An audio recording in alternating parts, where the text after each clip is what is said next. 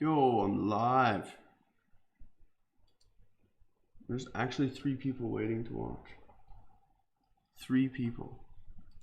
This is huge. More than the amount of friends you have. I know, this is way more than the amount of friends that I have. Yeah. So I haven't live streamed for a while. I've been really busy with stuff.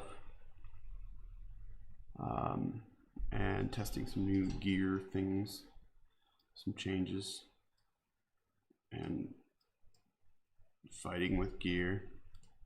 So it's it'll be fun.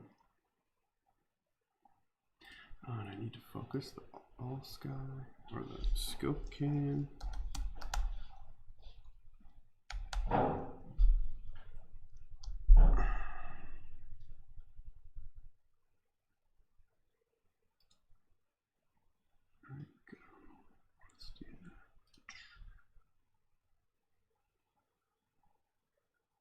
Much better. Okay, cool. Alright. Now, like it says in the little scrolling text at the top, if there's any questions or anything, go ahead and ask in the comments and I will answer them to the best of my ability. I won't lie to you. If I don't know the answer, I'll just say I have no idea, which might be for a lot of them. But the scene conditions are actually pretty decent for once. See how it works out as far as the images that I can maybe get if I ever have time to process them. But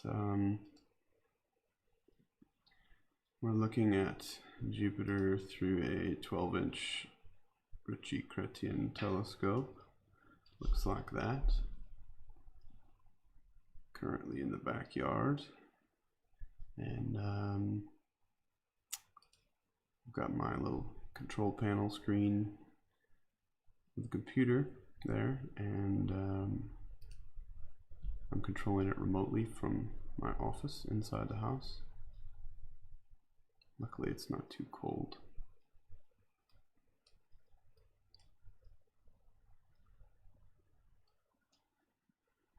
But we've got the Jupiter Great Red Spot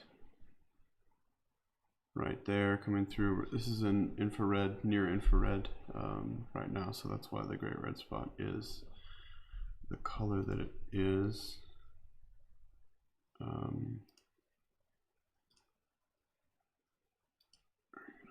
Look at the filters that I'm going to use. See how far off they are. Not too bad, actually. So that looks pretty good. I'm actually going to give it a moment. I don't need to be in a rush to shoot at this time. It's not too bad though. There's actually quite a bit of detail there. That's just how it looks.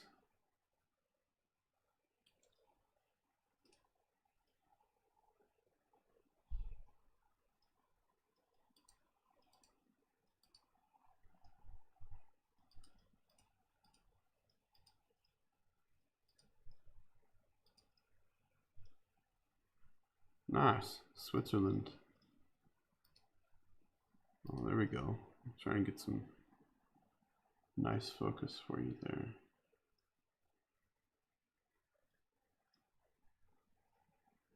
Yeah, this is a live view of Jupiter and the Great Red Spot. You can see the moon here is coming in from the left. This is the sky above me right now. Jupiter and Saturn are the 2 brighter spots there, just left of center, just left of the core of the Milky Way. And the moon is coming, so that's what that big glare is. It's almost, it's just a couple days past the full moon, so we're going to get quite a bit of glare, but that's okay. Because for planets, we don't mind if there's moon.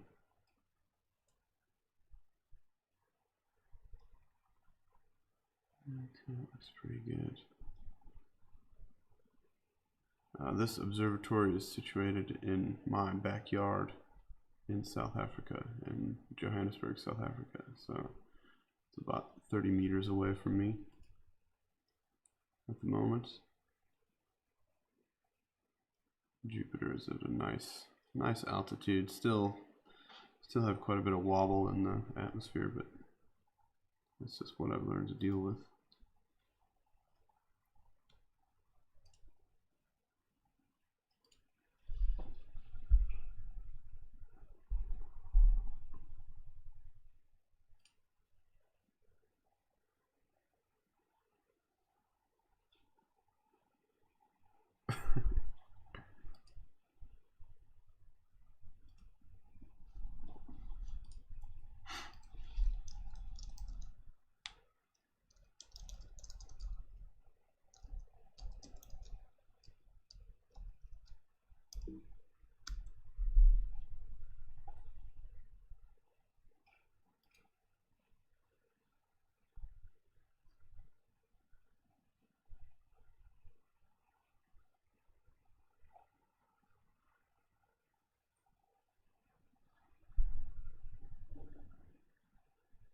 Oh, I just heard the dogs run up.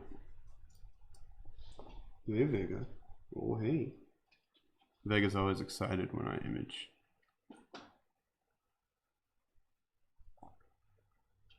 Hey, cool.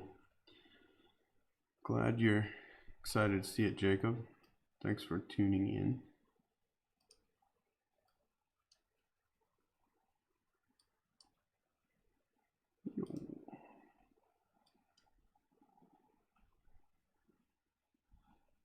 Yeah, I will do so, Jacob, just in a moment. I'm still kind of trying to get things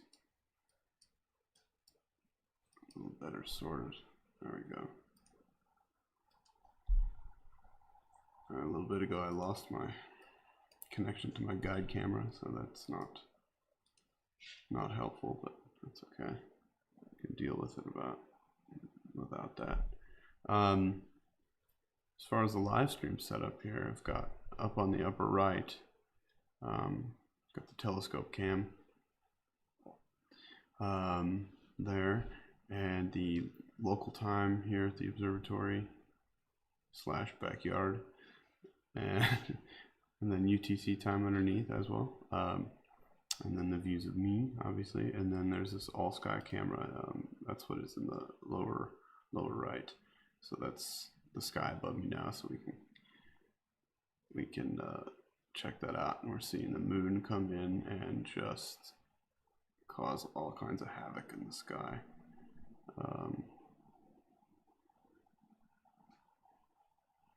That's going to be a problem, but that's okay. At least we'll be able to see if there's clouds and things. And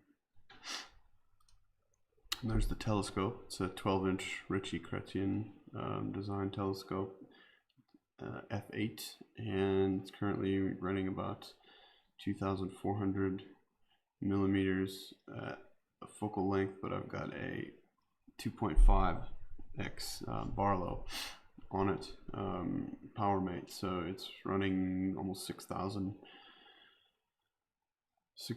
millimeters focal length about.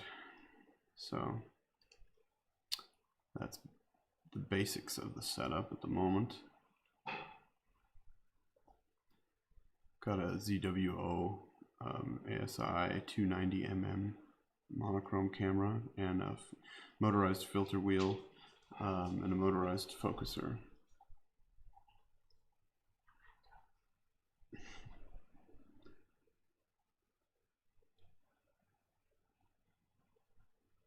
The focuser is awesome. It's from Prima Luce Lab. It's the Sesto Senso focuser. It's fantastic. Definitely really helpful with planetary imaging. So while I'm sitting here on infrared, I'm actually going to get some better focus. I don't often shoot this side of the great red spot. So I'm gonna do that now.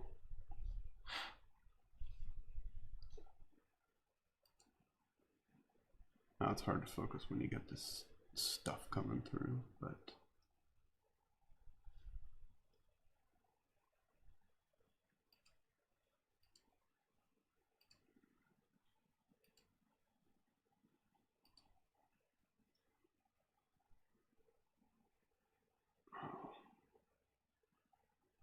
wow, yeah, I'm gonna wait on that imaging. This is pretty wobbly at the moment. Looks like we're looking through water. That's not what we want.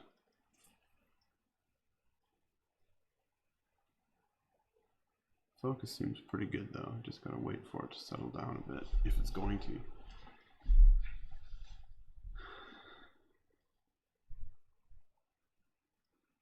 Now I've been kind of building this setup quite a bit over the years, and just lots of little bits and pieces that have kind of gone into the whole setup, and it's constantly changing. So I don't really have a favorite piece of gear. I mean, it all works together. I would say that maybe the most helpful thing is the motorized focuser, because and the filter wheel and the motorized filter wheel. Having a motorized focuser and motorized filter wheel really helps with planets, because you can do things a lot faster, and focusing is a lot easier to do with a motorized focuser. Yeah, that's looking pretty good. And I'm constantly tweaking the focus, just little bits here and there, as I'm watching it.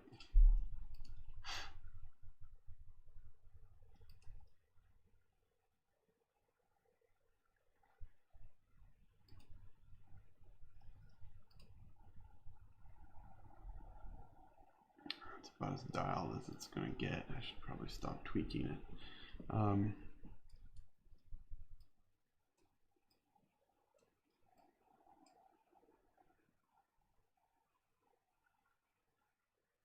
Yeah.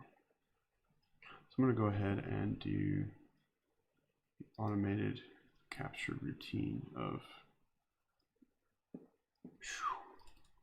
do 10 90-second captures. So this is what that looks like. I'm going to do 10 90-second captures of the infrared, which is 742 nanometers of wavelength. Oh, everybody's got dogs. Not everybody, but yeah, my dogs are really want to go outside for some reason. Hopefully they don't bark. They like to bark at the birds.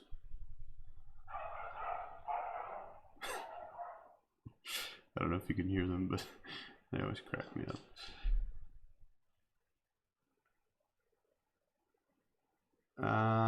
Yeah, so anyway, what was I doing? Setting up, I'm going to do 10 sequential captures at 90 seconds with a 5-second delay in between of near infrared, and it's going to do that now. And so we can just kind of watch that happen, and I'll tweak the focus while that's happening. So you'll see those red dots up here in the corners. What that's doing is that is letting me know the actual position of Jupiter in the camera sensor at any given moment, and the software is actually automatically centering the planet as I'm shooting, which makes processing a lot easier and quicker. And that yellow box is the cutout box, clipping box. It basically tells the software that we only want to record what's inside that yellow box. So it saves a lot of hard drive space that way. One of the things with shooting these planets is I can easily fill up 150 gigabytes of hard drive in a short period of time. in one night. So the best way to kind of sort that out is to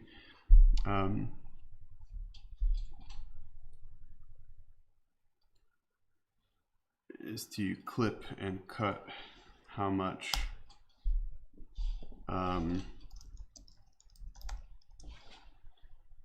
is actually being recorded at any given moment.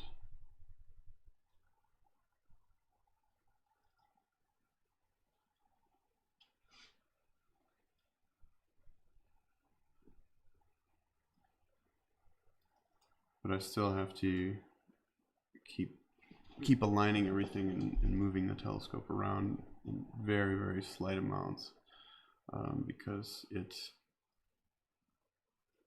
does not track 100% perfectly all the time, and I'm not doing any sort of automatic guiding or anything with it. So yeah, this actually looks pretty decent. Let's hope that translates to a decent photo.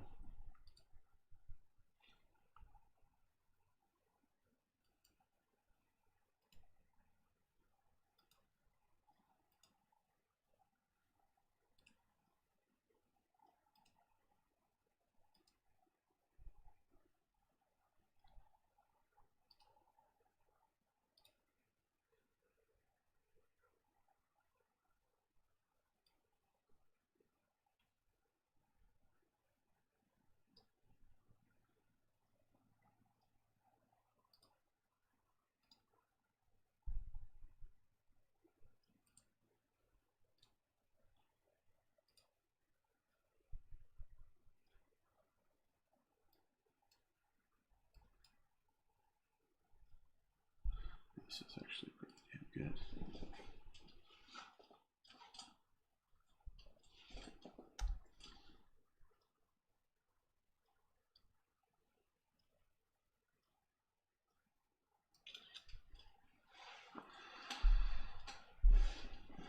Wow.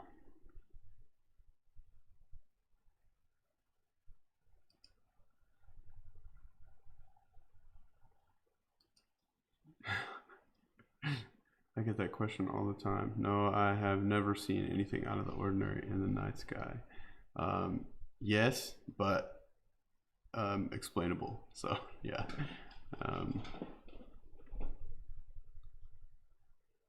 You know, UFOs are, you know, only unidentified until they're identified. So, and even then, they're usually pretty explainable. So.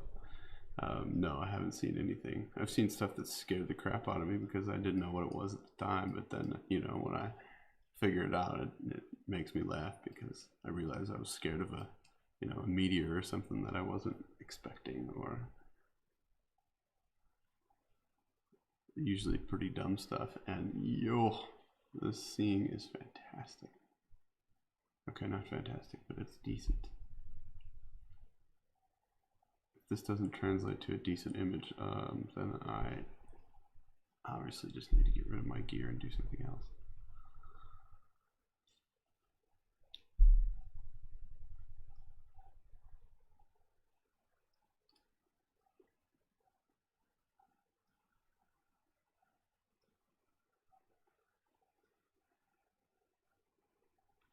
Let's see, how does this turn out to look right now? Whew. See if I can get a good screenshot out of that.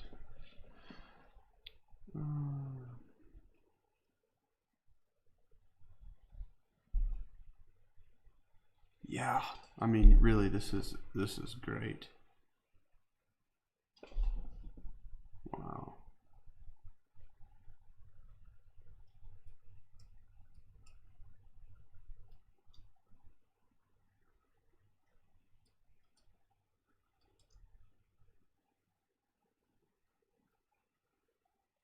I'm very happy with that.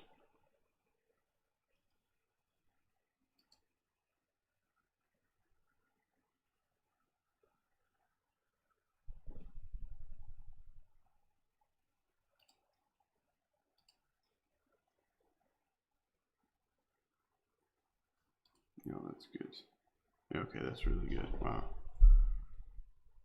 Jeez. Okay.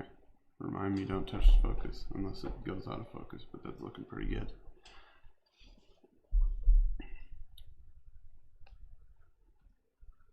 Very nice.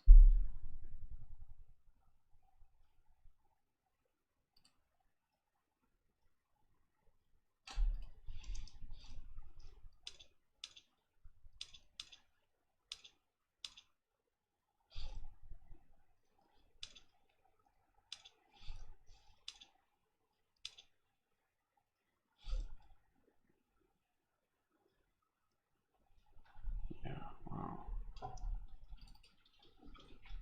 Oh, here comes the dogs.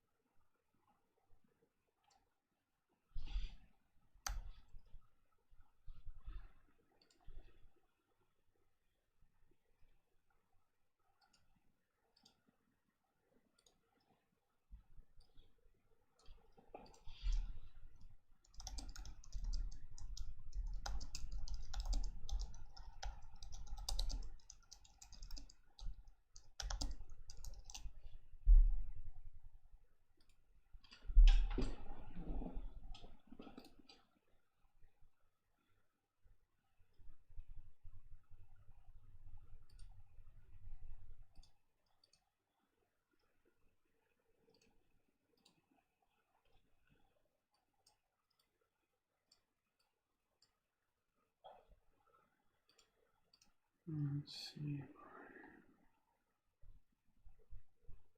Okay, I won't get rid of my gear.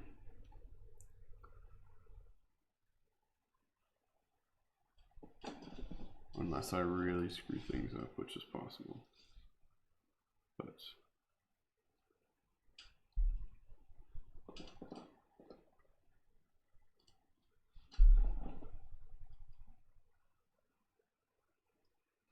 nice.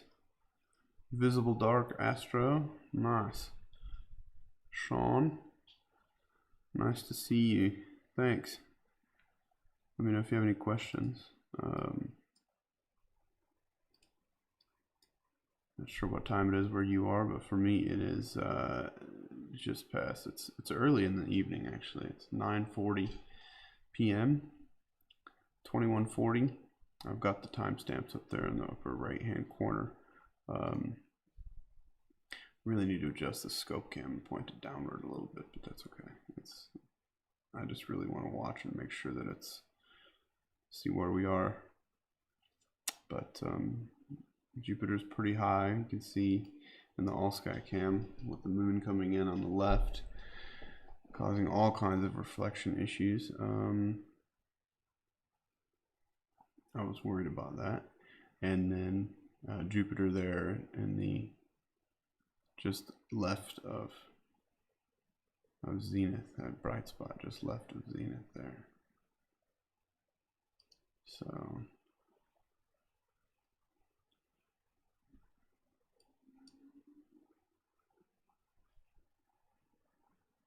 yeah, this seeing conditions is pretty good right now.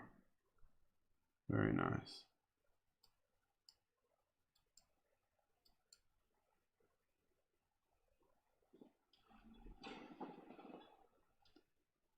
Seven into our 10 shot sequence here. I'm going to do 10 of these, and so I'm currently at 7 of 10 at the moment.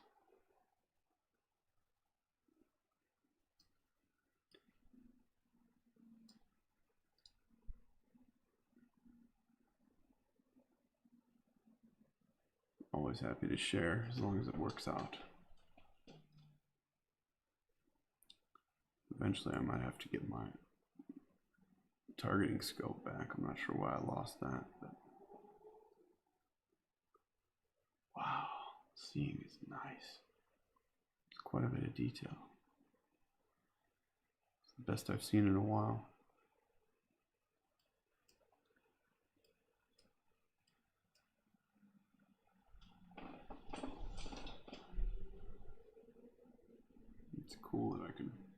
throw it out there on YouTube for you as well.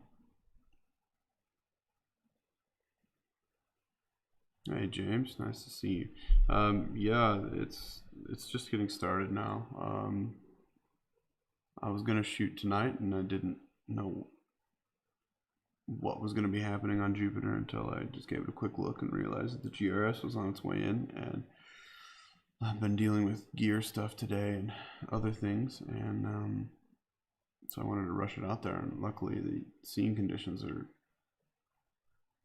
pretty stable. And hoping that this can translate to some decent images. So we'll see. But nice clear sky. There's the all sky camera with all its internal moon reflections. The moon's coming in there from the left.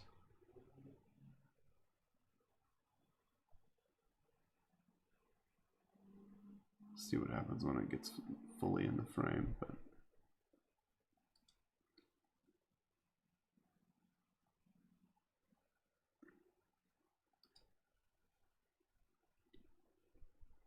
yeah, it's a 12-inch RC. Yep. So I've got a 2.5. Oh, did I lose? Oh, this is so frustrating. I think I need to switch hand controllers.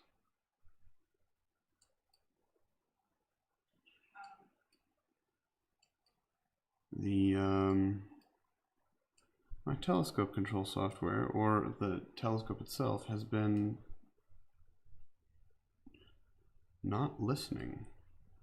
Every once in a while it just dies. That is very frustrating. We'll let this capture finish, and then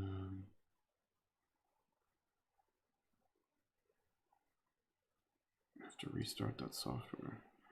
Yeah, it's a 12-inch RC. It is right there. It's the focal length is about 6,000 millimeters because it's got a 2.5x power made on it. So that'll cause that focal length to jump up there pretty big. Yeah. Oh man. And of course it's drifting too. I don't understand why this thing decides to just stop communicating.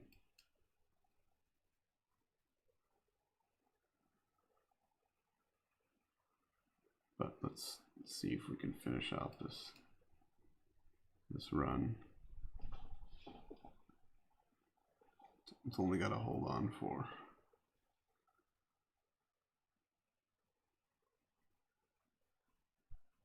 what, another 70 seconds and then I can restart the capture software. So wait, is this, yeah, that's still going. Okay, and what about there? Yeah.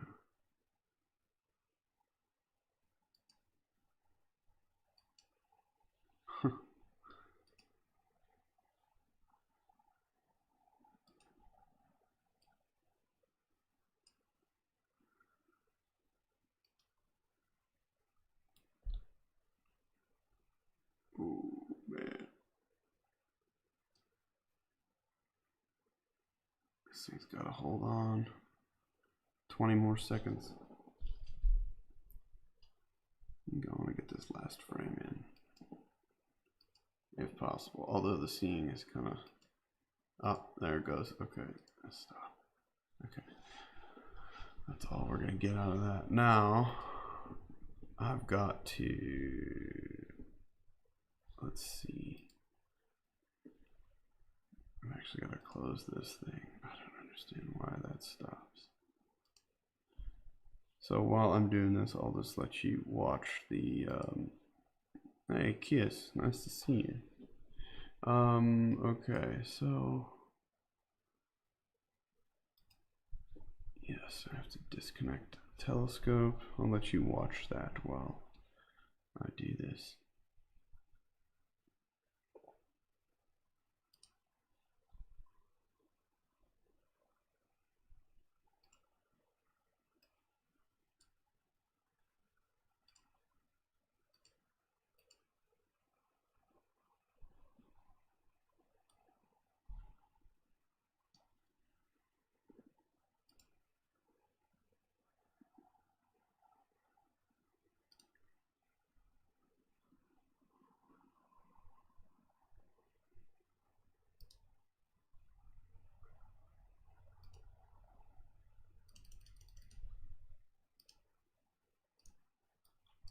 Okay, that's good at least.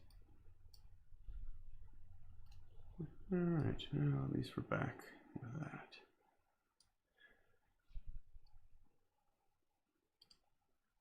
Okay, now put that back to 100%, put it in the middle, auto align it, put the clipping box back. Okay, much better. Oops.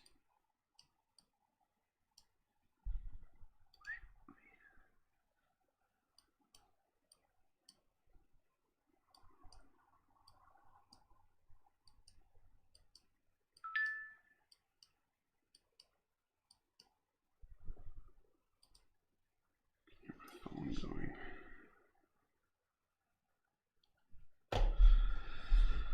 Okay, so I've got the infrared done. While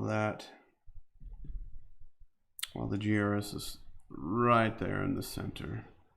No, focusing is not a problem right now. This is actually pretty good for a live view of infrared. It's relatively noisy because it's dark, and it's gonna get even weirder. So I'm gonna move on now and do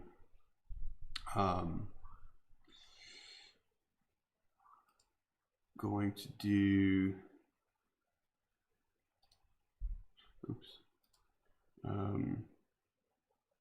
CH4 methane now,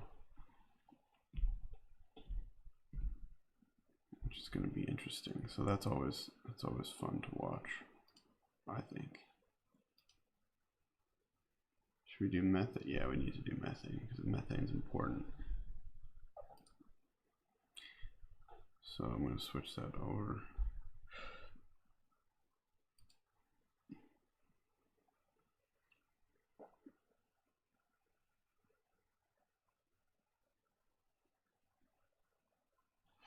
So this is what methane looks like. It is weird and noisy, but there's a lot of detail kind of hidden in that it's not sharp and detailed, but it's full of information. So it's pretty cool stuff. Put that in the middle, auto align it.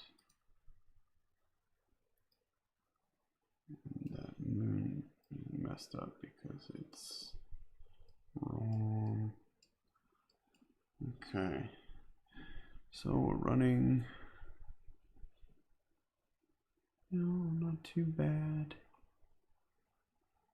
just under 50% histogram on that.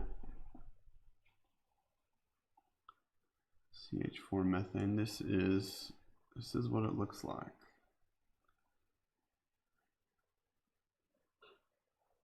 And I should be able to get all that in.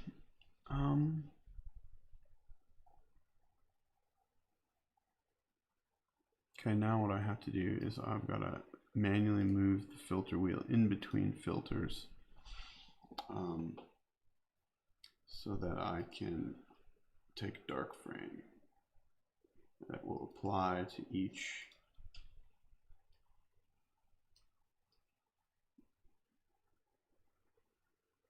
and the way I do that is I'll do this here so you can see.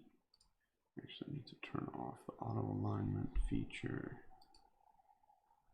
Fill the frame that way. Okay, so now down there in the corner, you can see I'm actually controlling the filter wheel by hand using serial commands.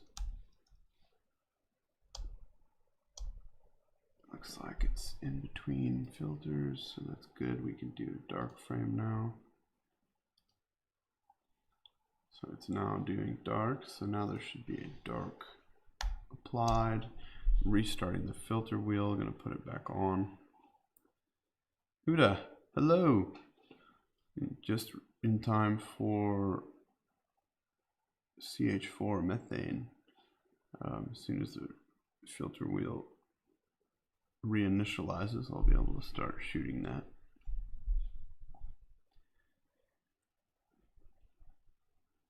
Okay, moving back to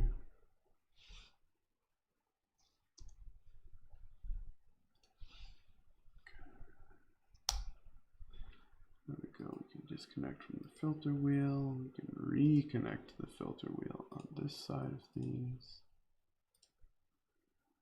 Tell it it's a Zaggle filter wheel. And we're ready to go. Okay, so now I'm gonna recenter this ugly. Oh, what happened?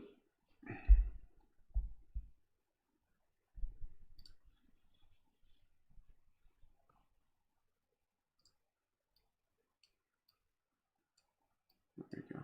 Okay. Move this to 200%. Auto align it. Clipping box the thing. Like that.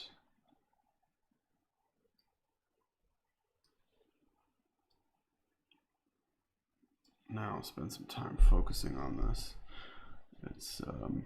It's actually probably pretty good the way it is, but I want to try and dial it in a little bit if I can, which is difficult to do, but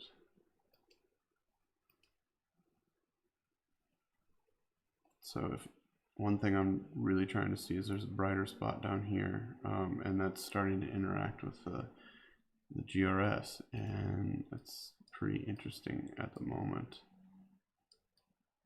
So if we can get that to show up at all, here it will start showing up in the final images.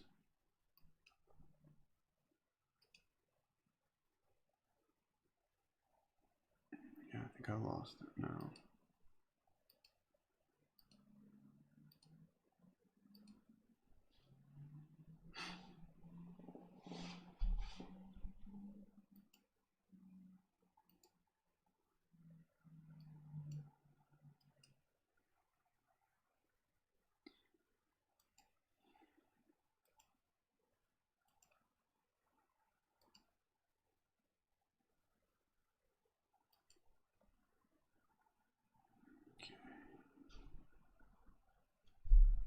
No, that's worse.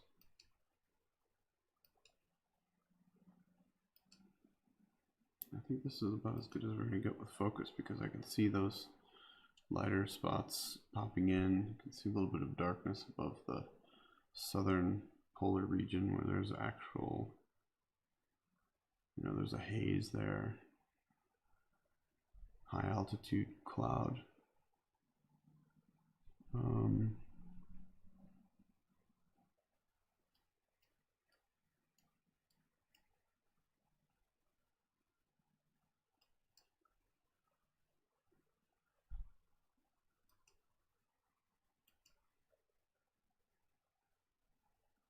Am I fooling myself?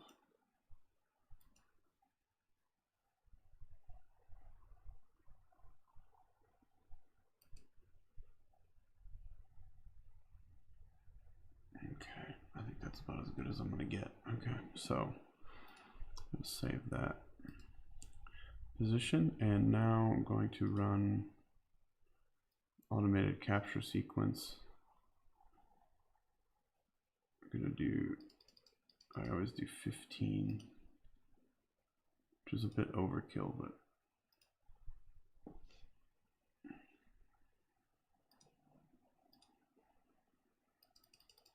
there we go.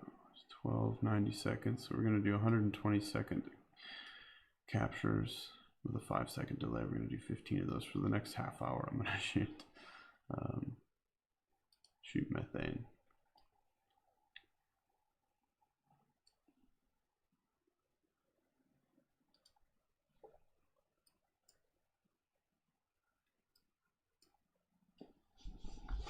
But that's about as good as we're gonna get for methane. So now we just sit here and watch it for a half hour. It gets pretty exciting.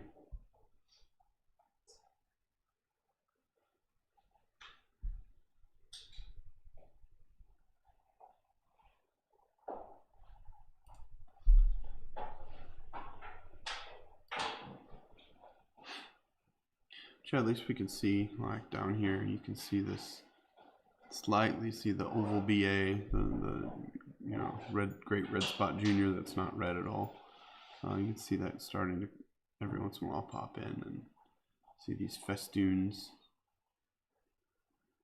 up here up above the equatorial belt, and the great red spot itself there in methane.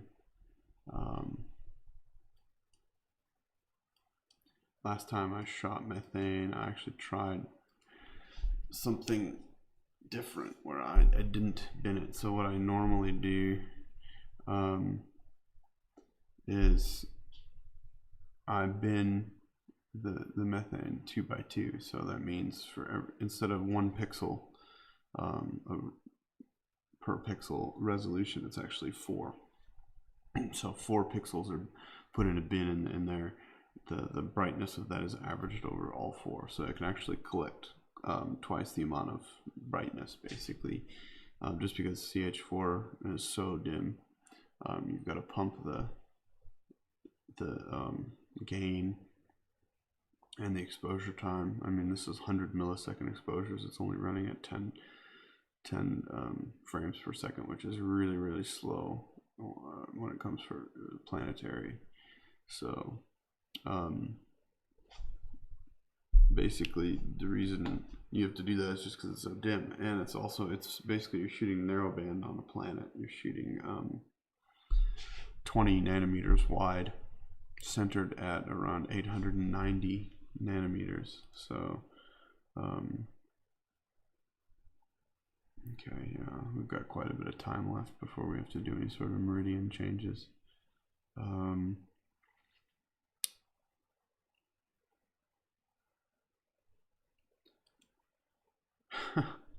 I've been playing around with this all sky camera for quite a while, for a few weeks, and it's a fun little project, but it seems like every time I try and put it inside this dome,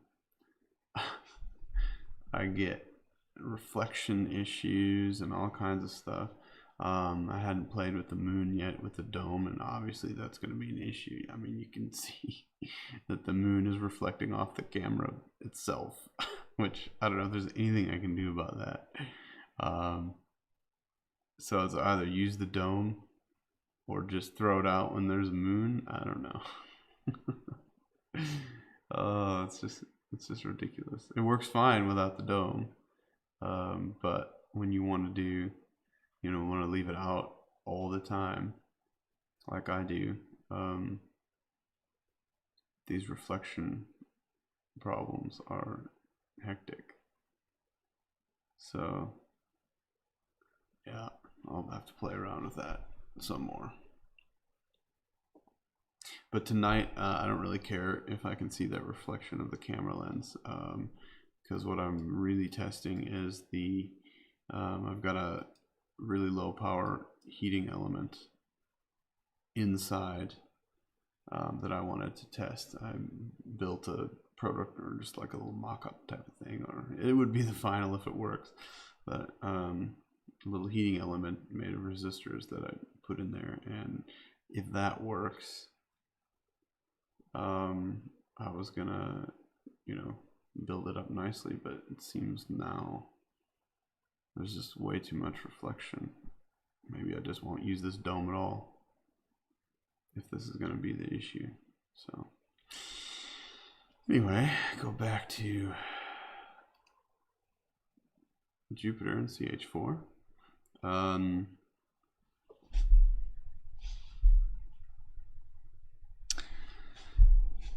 Sean, Visible Dark Astro, asking what am I using for the processing of the data. So for processing, I use pretty much the same thing as all the major planetary imagers use. I'll take this data after I'm finished, and I will run all of the stacks through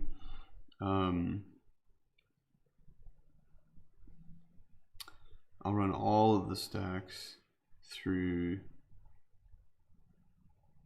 AutoStacker, which AutoStacker 3, it will analyze every single frame of video and take only the sharpest frames, and then it will average those on top of each other. So it's the same kind of stacking that you would do for deep sky astrophotography, but you do it for planets on much shorter exposures and many, many more exposures. So you'll take, you know, thousands of frames and I throw out the majority of them. I'll use, just because my atmospheric conditions here are usually quite poor for most of the planetary stuff. I can only use 20 to 30, 40% maybe of the frames that I shoot, and the rest I have to throw away. With the exception of methane, they're long enough exposures and they're lower resolution, so you can use more of them. So that actually helps quite a bit for the noise issues. So I'll stack a lot more of the methane. But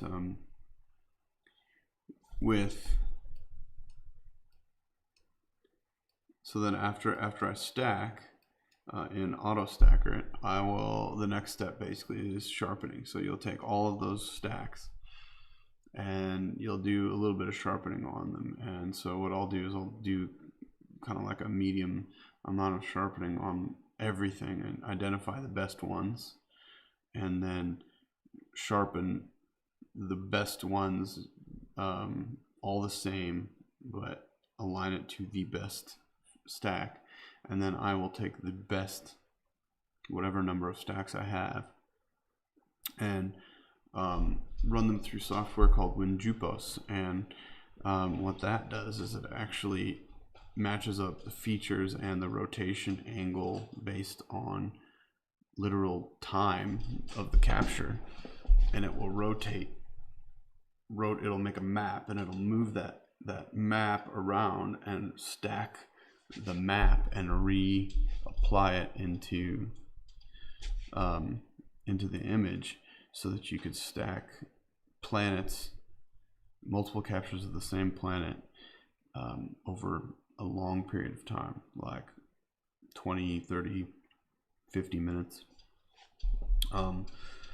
Because you pretty much have to do that. You're limited to maybe 90 seconds, 2 minutes max on Jupiter before you'll actually get motion blur from the rotation of the planet itself. So it's pretty interesting, actually. I find it, because I mean, Jupiter rotates so fast. A day of rotation on Jupiter is 9.5 hours on Earth. So, and we know Jupiter is so much more massive than Earth. Physical size-wise, it's huge. So, it's moving so fast. So you basically have to limit the amount of time per stack that you shoot before you start getting motion blur. So for this CH4 here, we're currently on number 5 of 15, halfway through 5. So we've done four 2-minute video recordings. We're just going to keep going now.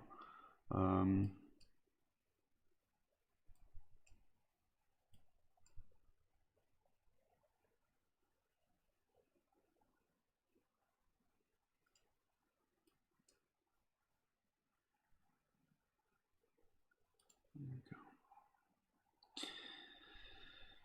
Yeah.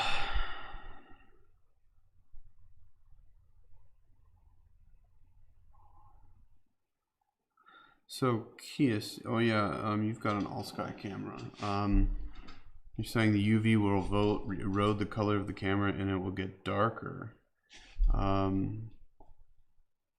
That's fine as long as it doesn't hurt the camera sensor. I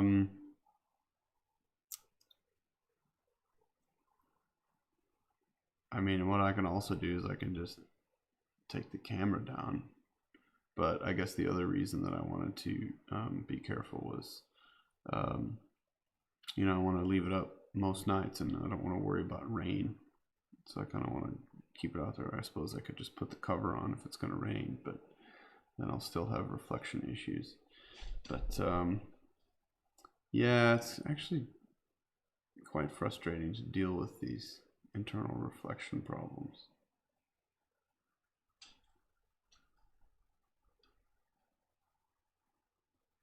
Quite annoying. That moon is just such a bright light, it's going to reflect off anything on the inside. So, yeah.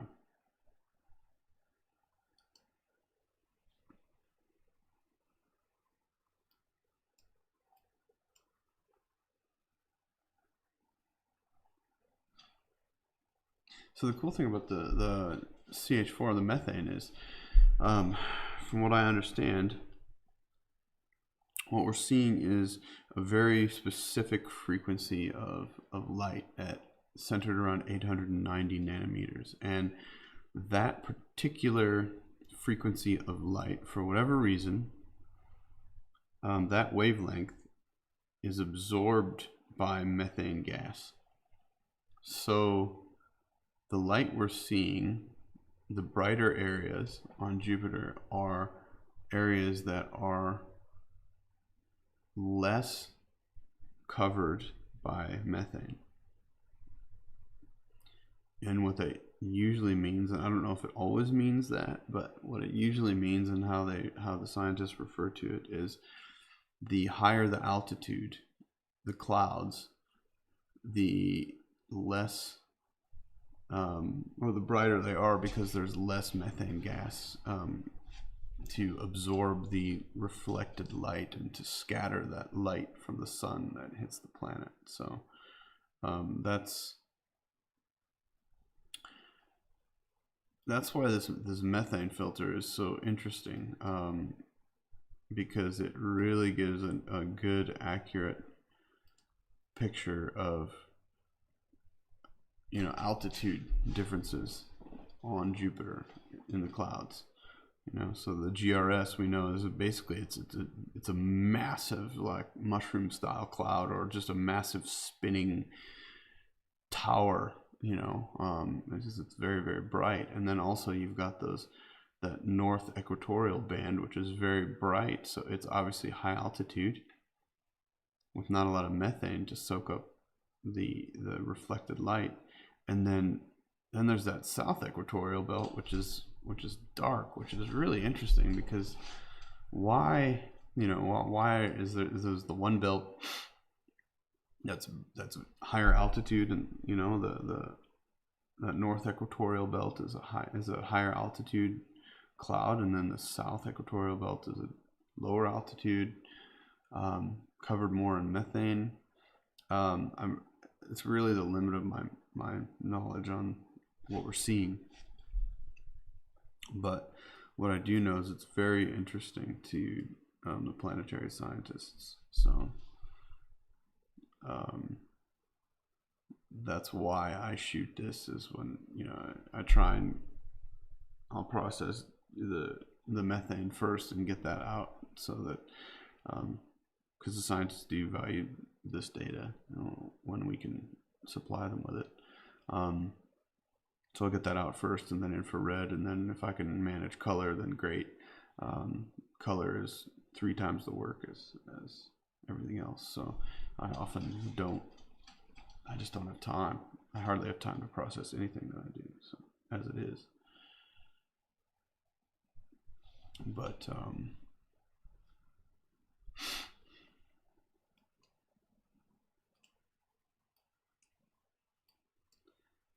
that's one of the reasons I do the methane. Hey, we're, you know, just about halfway through now. We're on number 8 of 15 of the methane. A little over halfway through, so that's nice. get to go back to the GRS. Get rid of methane here when we're done, and then we'll go and shoot something else. I can't decide if I want to mess around with color. We'll just have to see how good the seeing conditions are. Hello from Colorado, Carla. Nice to see you. Thanks for popping in. Thanks for the kind words.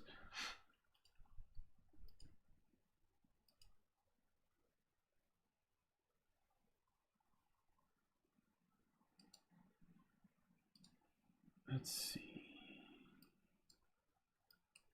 Let's hope that this sticks around.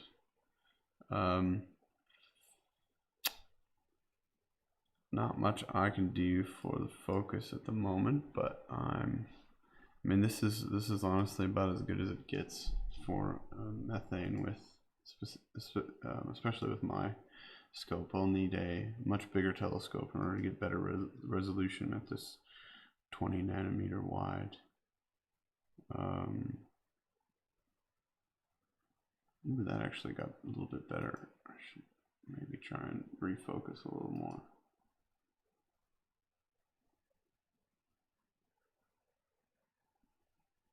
Yeah, I'm adjusting as we go here. I really want to try and catch a glimpse of this small lighter spot there, because if I can get that to come out in the processing, that would be valuable. I've got a question here. Do I have particular universities that I provide the data to? No, I do not. I upload. That's one of the things that I'm like.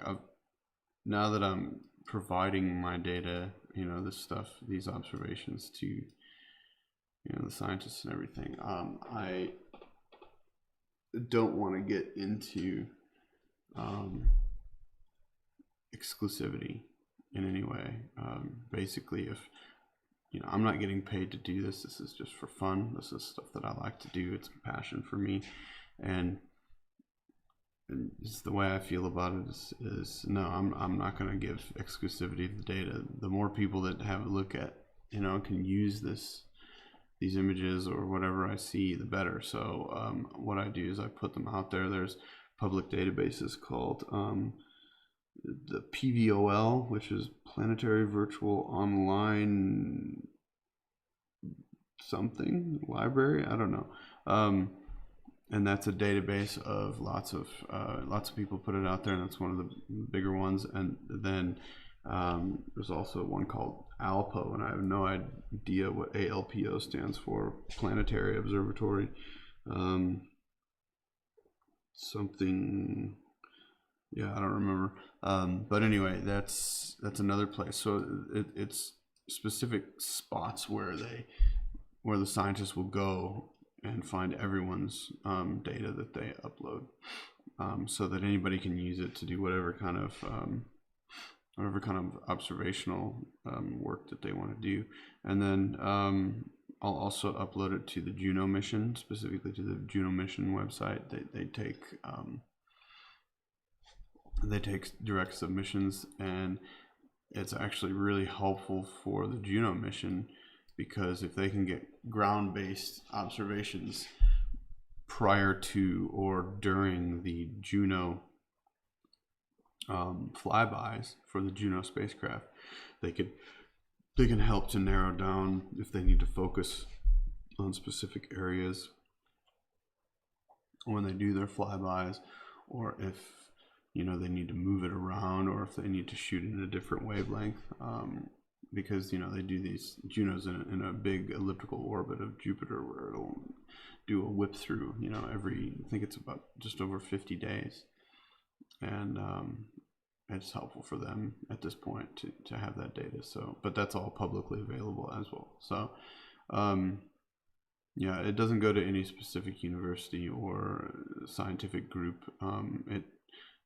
Whenever I upload this stuff, and listen, I'm not the only one that does this. A lot of people do that.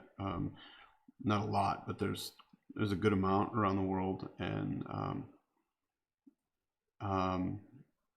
most of them do the same thing. It's all public into public databases that anybody could look at. So I mean, you can go browse it right now. You just go to PVOL and look at what images were submitted in the last 24 hours or whatever, any time frame basically. It's pretty cool actually. There's some really nice images that pop through there sometimes. So quite nice. Let's see if I can put a link in there. That I can.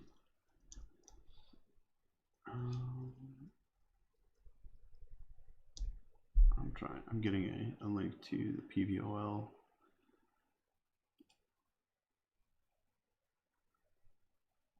Let's see. So let's look at Jupiter. All images in the last week. Okay, so yeah.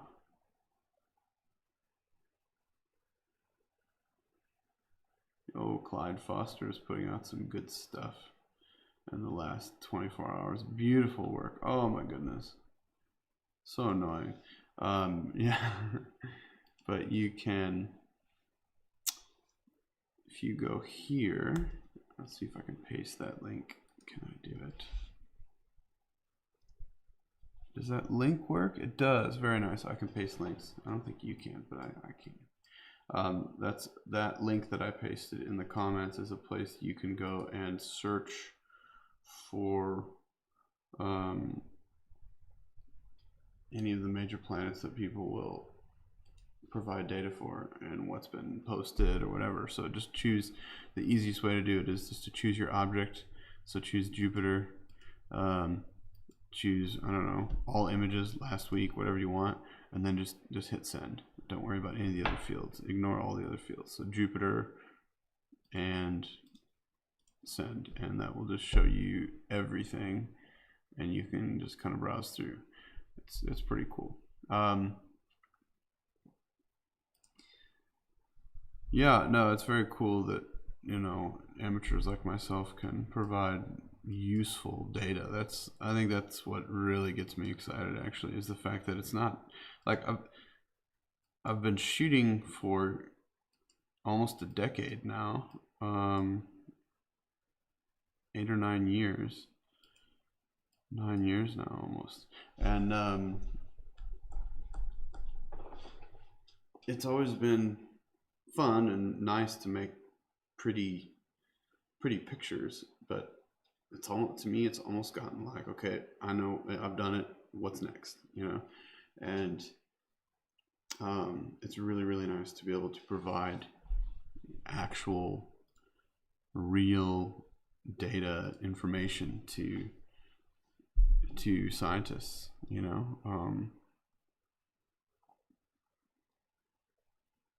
to do something useful with, because otherwise, like, what's the point? Like, I understand the point is to inspire and to get people to actually, like, look up more and to do all that, but I guess I kind of want to do both. I want to inspire people to look up more and to realize that what's going on up in space and in the universe and everything, but I want to give back to the scientists as well. And I mean, these things aren't funded that much, and they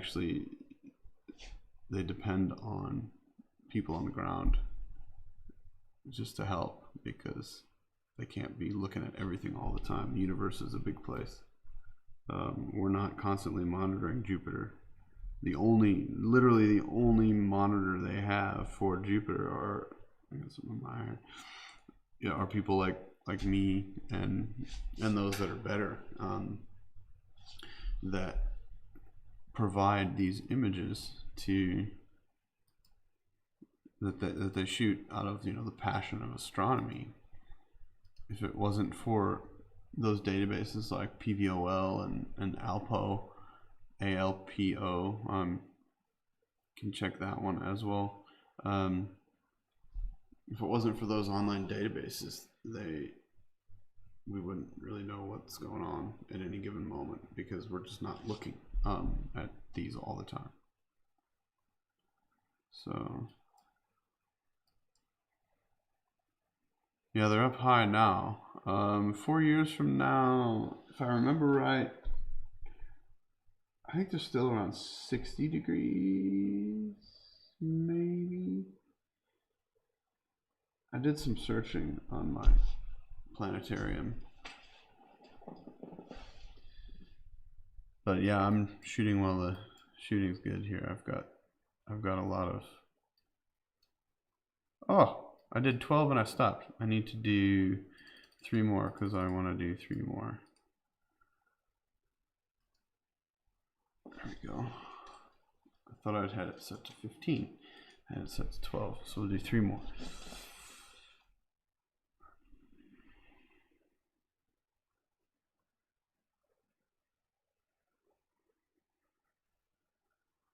Yeah. No, it is up very high right now. Jupiter and Saturn, they're right up there near zenith.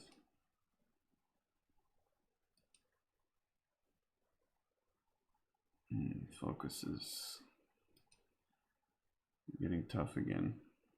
This might be indicative of bad seeing. We'll see what happens. It was pretty good when this started out. Yeah, no, it'll get much higher for you guys in the northern hemisphere. The northern hemisphere is not getting good planet views at the moment.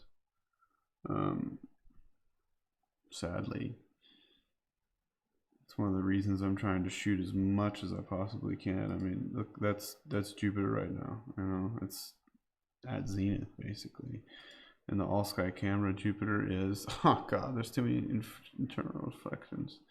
Anyway, it's of the 2 brightest points just left of center. Jupiter is the left bright point. So yeah, I mean, it's right up there.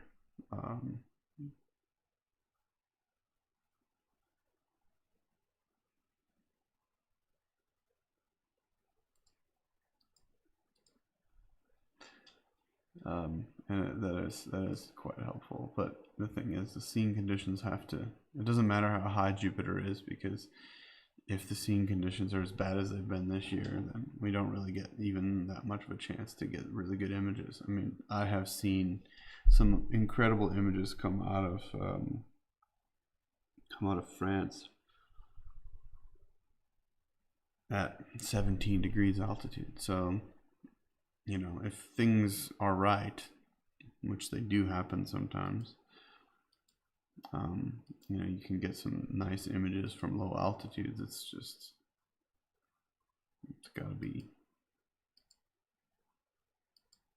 gotta work out, I guess. It's been a very frustrating year for around me right now, because we've had clear night after clear night after clear night, no clouds, no nothing, and the majority of the nights the atmosphere is just an absolute mess. So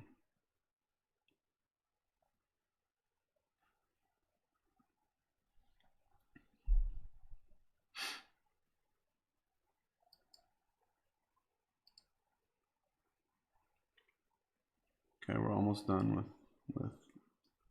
There's only 1 more left, so about 3 minutes of methane, and then I'm gonna take a peek at RGB color, and then if that's not great, probably go back and do just a little bit more of infrared, the near infrared, because that's also quite valuable.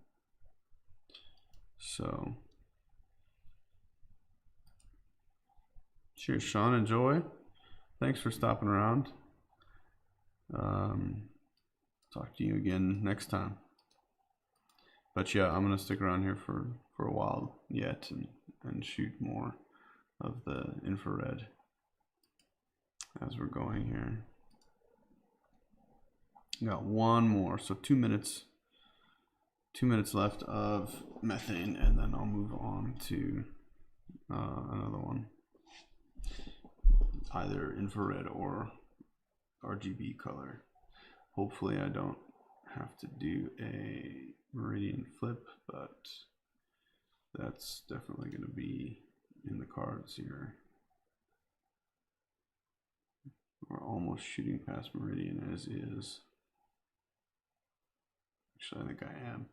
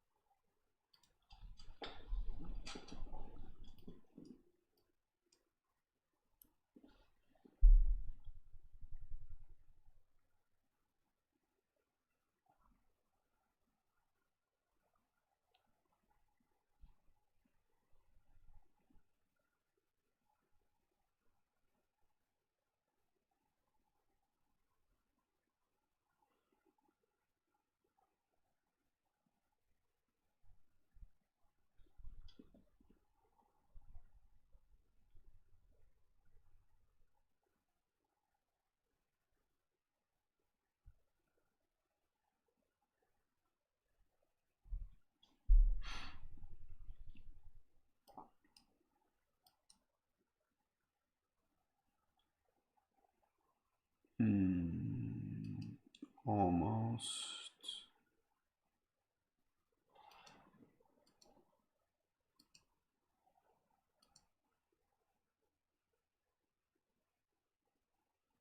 Just about done with this.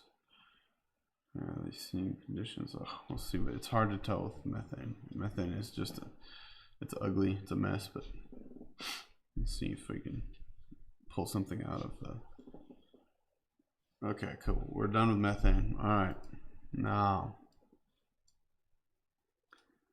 close that down. Let's switch. How about we switch over to green? So we'll turn off the dark frame. Let's switch over to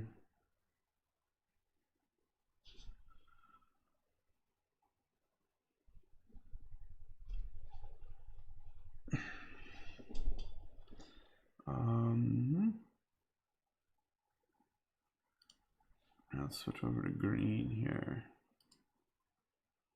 Okay, so that's gonna move the filter wheel over to green, and it looks like it's frozen because it is. It's switching the filter, and then it's gonna reapply. Okay, so green is not binned. This needs to be resized. The focus is far out for green, so we're gonna have to fix that. So I'll fix this focus.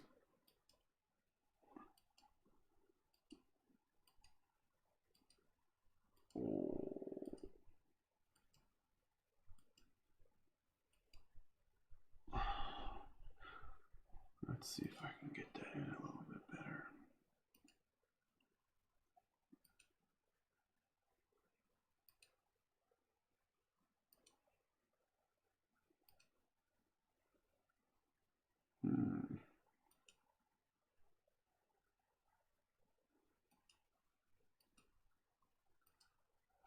So it's interesting to see it in green like this because it gives a good kind of overall view of the planet. You can see the GRS kind of. You know, we can see a little bit of detail of the line above it. That's always nice.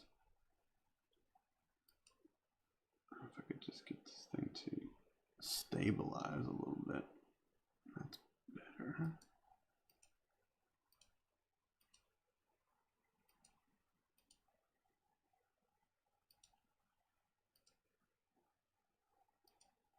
That's pretty good. Yeah, it's kind of all over the place though.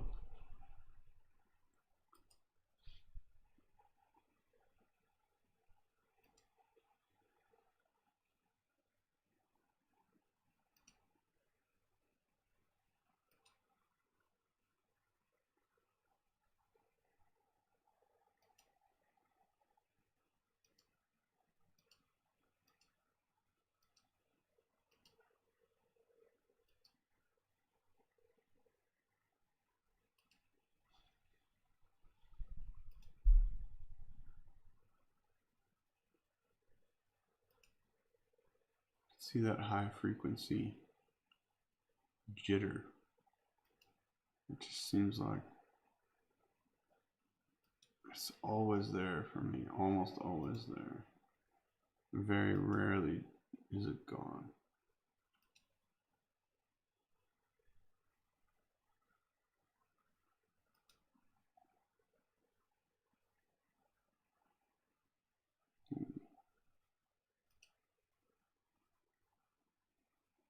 Not terrible.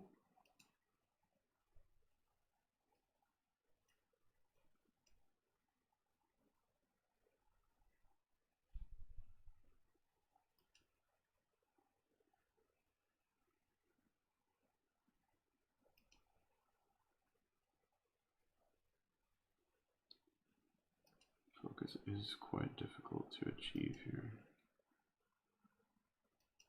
There's quite a bit of atmospheric vibration, which is just causing.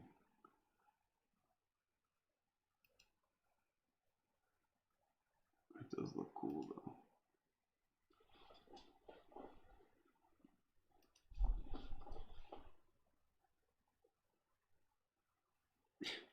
I mean, it's just shaking. Why?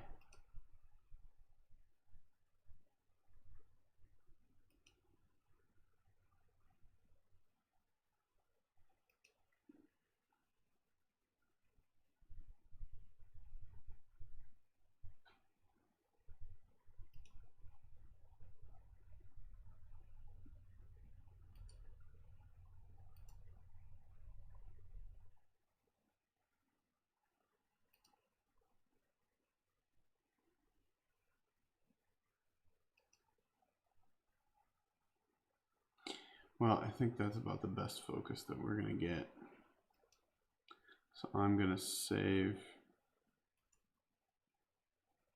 I need to save that to the filter. And then we're gonna go and we're gonna save that to the, so that's green.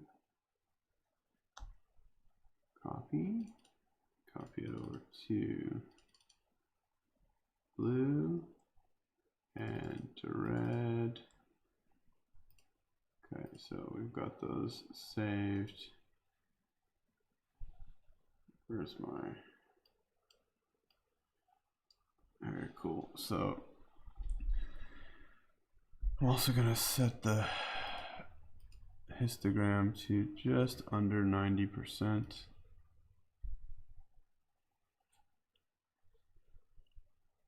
And then I'm going to go to blue. So I'm switching over to blue now.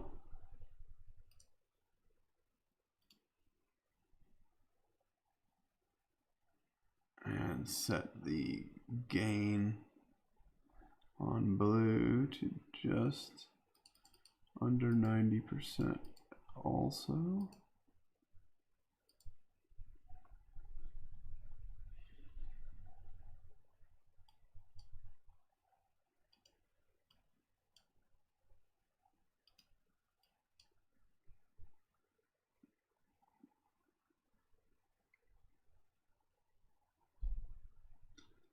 And then I'll go over to red and do the same thing. So we're going to set the gain,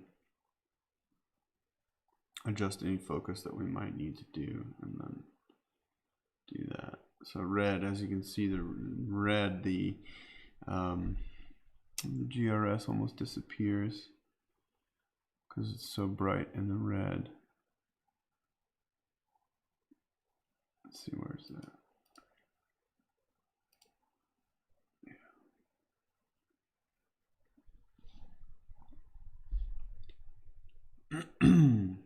Okay, that's pretty good.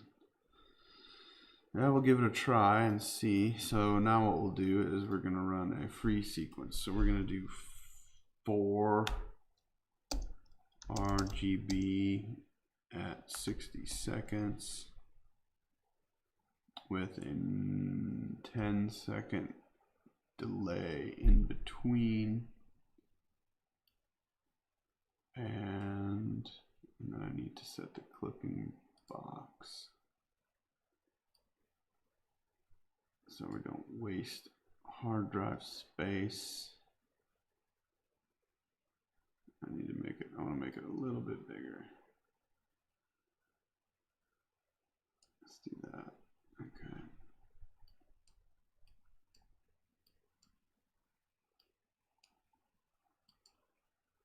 And I shoot each color for 60 seconds only.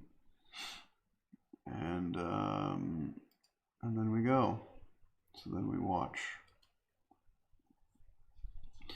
that capture for 60 seconds for each color.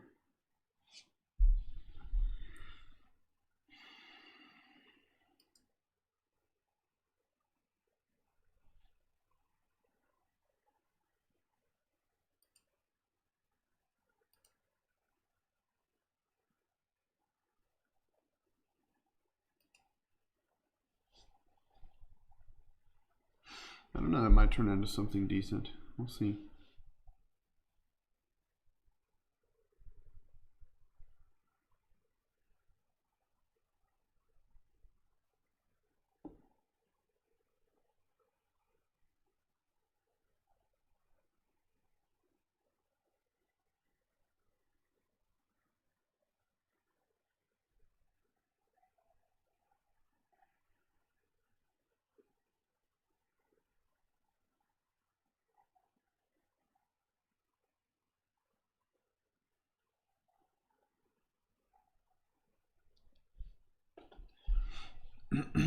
So now we're back to green.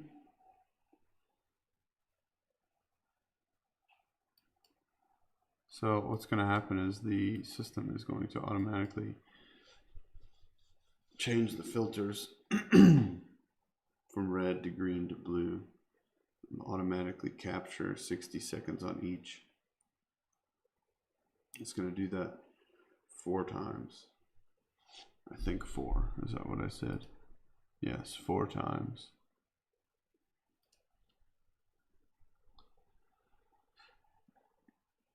And then that will be done. Although, was I stupid? Nah, we've still got some time.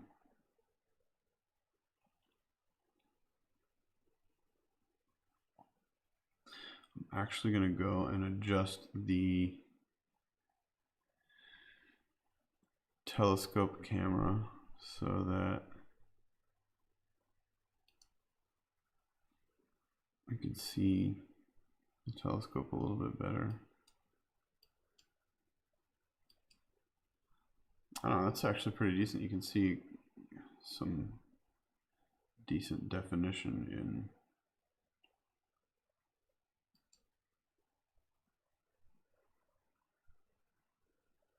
the planet. It sure is wobbly though. Yo. Yeah.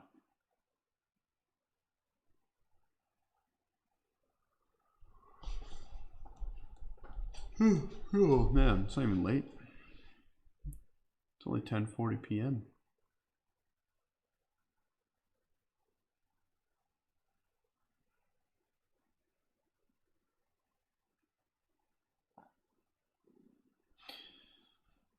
You can see that oval BA, that small spot. It's a gap here in that southern equatorial region, just below it. It's getting really close to the GRS.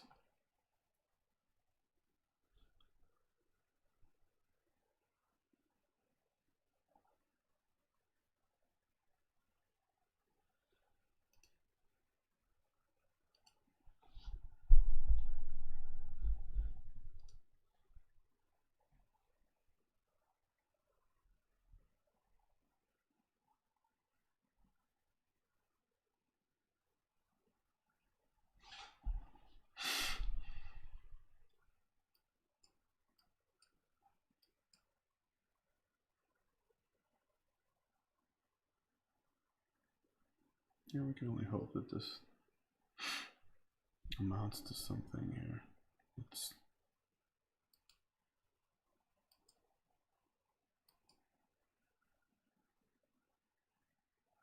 ooh, there we go. Adjust the focus a little bit. Oh yeah, that's nice. nicer. Oh, it was just a nice patch. Such is the life.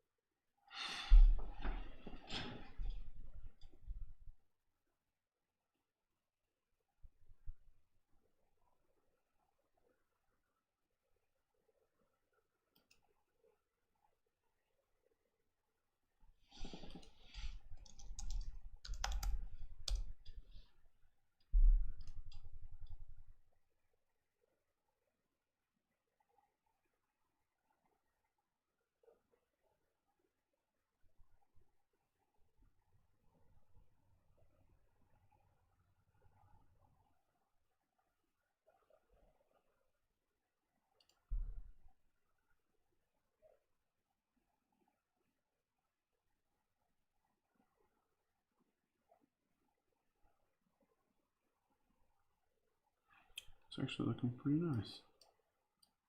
I'll take it. This is our second RGB run, and we're on blue, and that's actually pretty good for blue, to be honest. I'm not going to complain too much about that. Kias, you're asking how much time overlap can you have with WinJu posts in total? I mean, I've been successful as long as you have enough the overlap isn't the problem. Actually, it's gaps. You don't want gaps that are too big with WinJu bus. So basically you can have, I've had gaps like overlaps in relatively even increments up to like 50 minutes before. So you can shoot Jupiter for 50 minutes, you know, and or more, and then you can use WinJu to derotate those stacks, and it will still work just fine. So like I said, yeah, the overlap isn't the issue. The issue is gaps. You don't want gaps that are too big in between. Otherwise, you'll actually have a gap in the data, and it'll just be like a big blurry spot in the image. So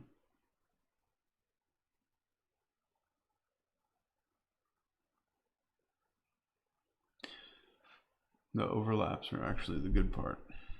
You want the overlaps, or not overlap, but you want those to be nice and close together. That's when it's best. For red, green, and blue, though, I mean, you've got to have, if you're doing color, you need to have the colors, the average be close together, so the centers, so that you've got an even amount of red and green and blue. Sorry, I'm like stifling yawns here. I'm gonna have to get some sleep sometime here soon.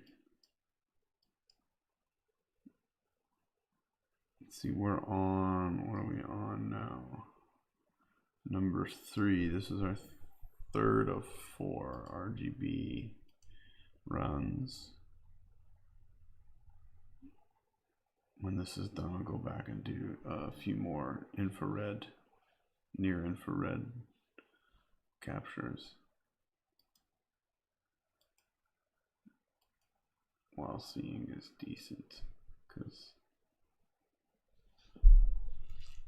it seems like the right thing to do. Hopefully seeing is decent. Yo, that's not good.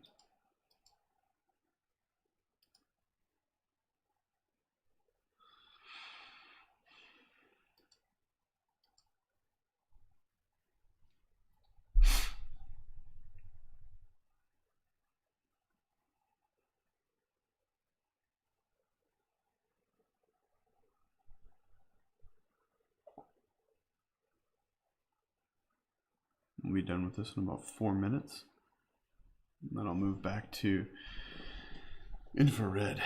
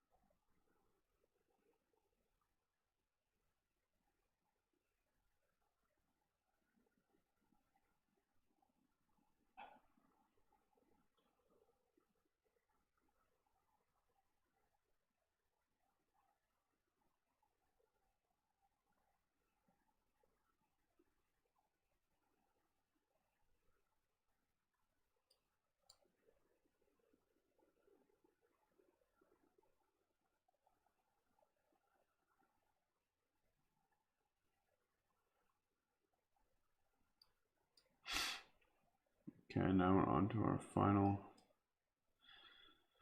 RGB.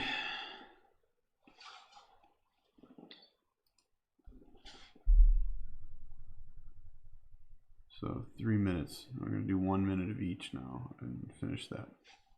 So that'll be the end of the red, green, and blue.